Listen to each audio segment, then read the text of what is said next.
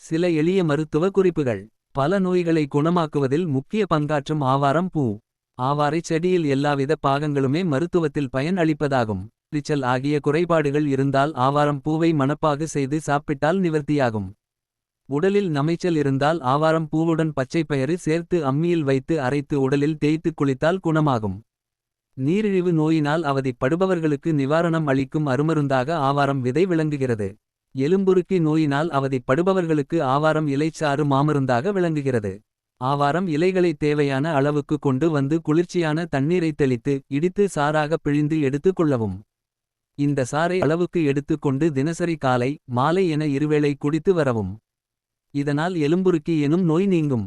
சிறுநீர் கழிக்கும் போது எரிச்சல் இருந்தால் இதன் பிசின் 5 கிராம் முதல் 8 கிராம் வரை நீரில் கலந்து குடித்து வந்தால் சிறுநீர் எரிச்சல் பொதுவாக. நீரிழிவுக்கு ஆவாரம் பூ சாறுடன் ஆவாரம் பட்டை கொன்றை பட்டை நாவல் பட்டை கடல்நுரை கோஷ்டம் ஆகியவற்றை இடித்து பிழிந்து ஆவாரம் பூ சேர்த்து காய்ச்சி வடித்து கொள்ள வேண்டும். இதனை ஒரு நாளைக்கு 2 வேளைகள் தொடர்ந்து சாப்பிட்டு வந்தால் நன்கு குணமாவதை உணரலாம். ஆவாரம் பூ பானம் சிறுநீர் கடுப்பு இருக்கும் போது அதை குறைக்க செய்கிறது. இதனுடைய வேரிலிருந்து தயாரிக்கப்படும் சாறு இயற்கை டையூரெடிக் ஆக செயல்பட்டு சிறுநீரகத்தை பாதுகாக்கிறது. இயற்கை உணவு மருத்துவ ஆலோசகர் பாரம்பரிய சிகிச்சை சித்தவைத்தியர் சுரேஷ்.